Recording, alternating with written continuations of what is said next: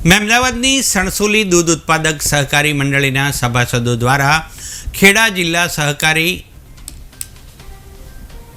મંડળીના રજિસ્ટ્રારને રજૂઆત કરવામાં આવી છે। મંડળીના આગેવાનોની આગેવાનીમાં સભાસદો રજિસ્ટ્રાર કચેરીએ નડિયાદ પહોંચ્યા હતા।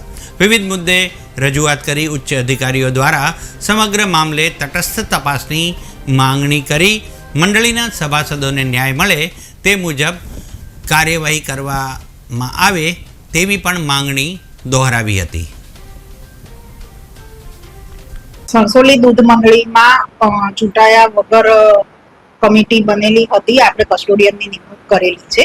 આ હુકમને અપીલ ઓથોરિટી સમક્ષ પડકારવામાં પણ આવ્યો હતો। અપીલ ઓથોરિટીએ પણ આ હુકમને કાયમ રાખ્યો છે। કસ્ટોડિયન હાલ કામ કરી રહ્યા છે, પણ સભાસદોની વચગાળાની રજૂઆત એવી હતી કે એમના સભ્યો પૈકી કમિટીને કસ્ટોડિયન તરીકે મૂકી આપે।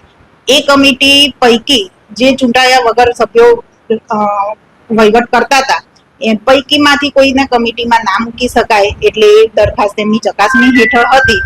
ત્યાં એમની ફરીથી રજૂઆત આવી કે અમને ખાસ સાધારણ સભા આ હુકમને ફરીથી પડકારવા માટે બોલાવવા।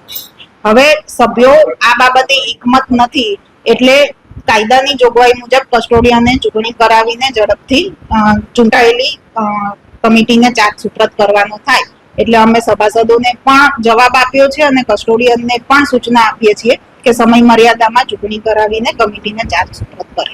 સણસોલી દૂધ ઉત્પાદક સહકારી મંડળીની રજૂઆત કરવા માટે અમે જિલ્લા રજિસ્ટ્રાર શ્રીને અહીંયા રૂબરૂ મળવા આવ્યા હતા।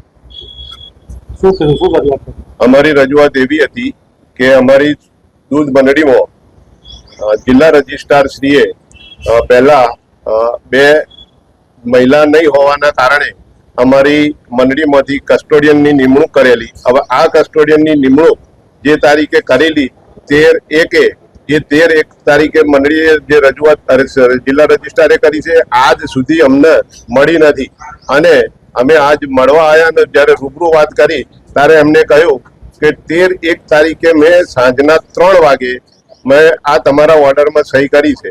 જ્યારે ખેડા જિલ્લા સહકારી સંઘની 13/1 તારીખે ચકાસણી હતી ત્યારે સવારમાં એમની સહીવાળો લેટર સવારમાં 10:30 વાગે ત્યાં આગળ રજૂ કરવામાં આવેલું અને એના કારણે મારું જિલ્લા સહકારી સંઘમાંથી મારું ફોર્મ રદ કરવામાં આવેલું।